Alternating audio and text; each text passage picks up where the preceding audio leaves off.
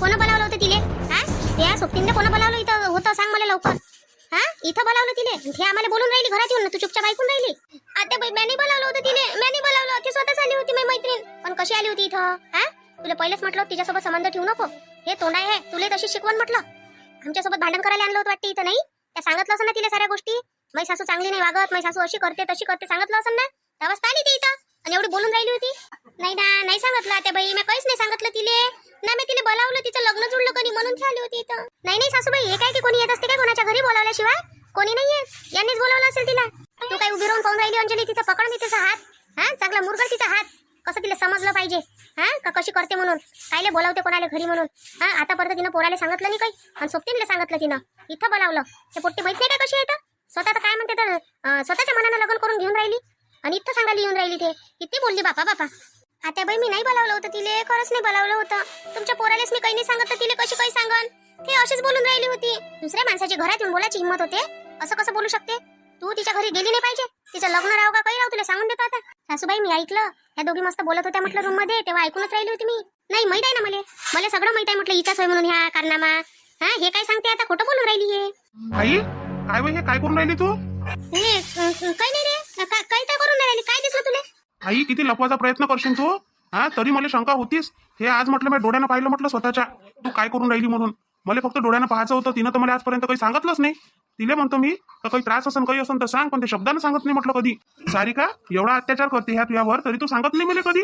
अरे काही नाही रे, तिचा हात दुखून राहिला होता तर दाबून दे म्हणे, दाबून देऊन राहिली होती. हा, आणि तू माझ्यावर आरोप लावून राहिला. मी काय त्या बायकोवर अत्याचार करू राजा?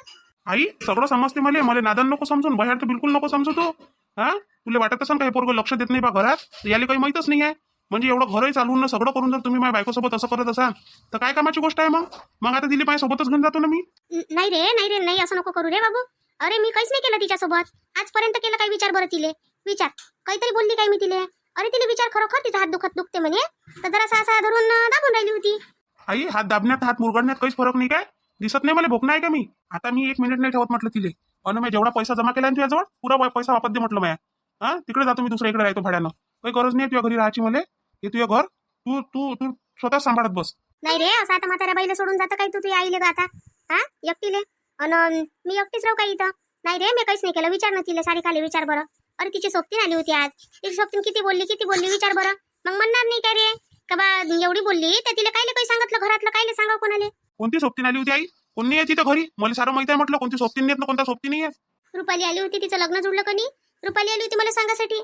असं रुपाली आली होती? नाही, शांता काकूची पोरगी. आई काय झालं तिला? ते आली होती तर चांगली पोरगी आहे ते. हा, आणि ते आता तिचं लग्न जुळलं तर सांगायला नाही काय तिची मैत्रीण होतं.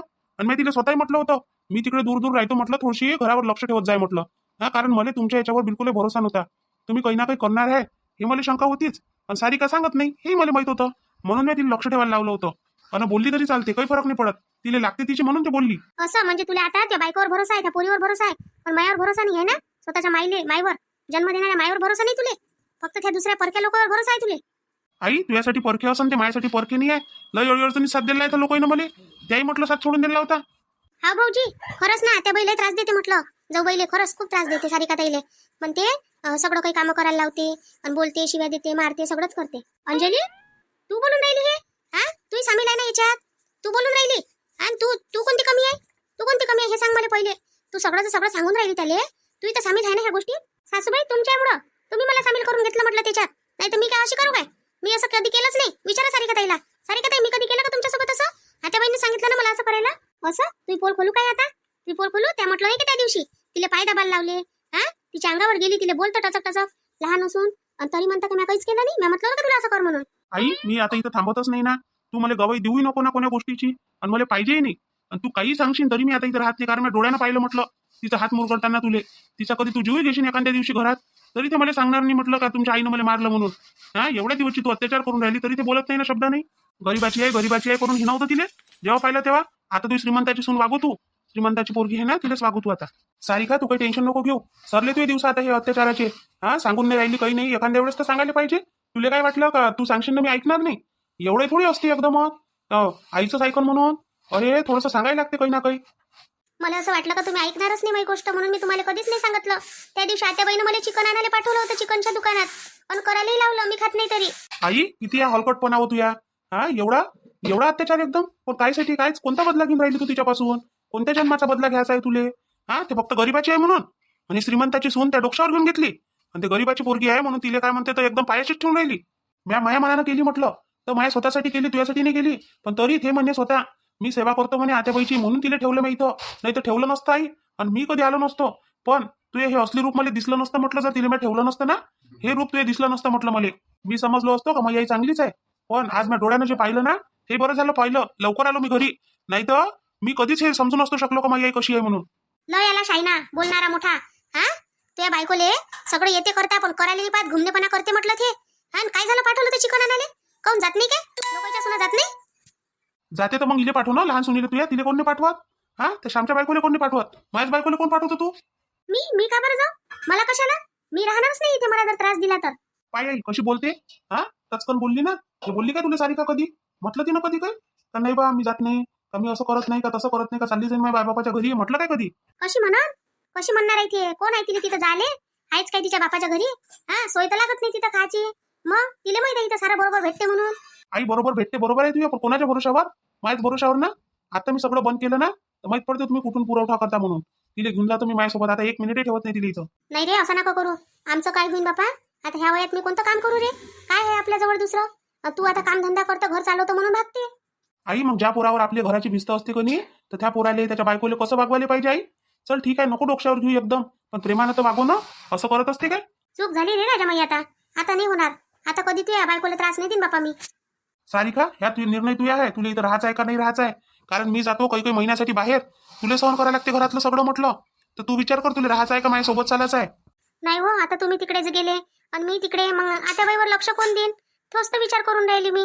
मग तू इथं राहतो म्हणतो काय? हो, राहतो ना मी इथंच राहतो, इथंच करतो. आता नाही करत म्हणते नात्याबाई अशा. पहिले तू तुझ्या रडणं बंद कर बरं. ते कर बंद करते. काय म्हणते इथे येईल कोणाला काही असर नाही पोहोचून राहिला तुझ्या रडण्याचा, कोणाला काही हे नाही आहे त्याचं. आणि याच्यानंतर तुला चिकन आणायला पाठवू का काही आणायला पाठवू? मला पटकन फोन लावजो. आईनं थोडंसं जरी काही म्हटलं ना तर मला फोन लावजो. अत्याचार करणाऱ्यापेक्षा सहन करणारा जास्त गुन्हेगार असते म्हटलं सारिका. तुला सगळं समजते, सगळी समजदार आहे तू. पण काय माहित काऊन ऐकतं तर कोणाचंही. मला असं वाटते माझ्या बोलण्यानं मग कोणाचं नाही तुटलं पाहिजे, नातं नाही तुटलं पाहिजे, कोणी काही नाही झालं पाहिजे म्हणून मी बोलत नाही हो.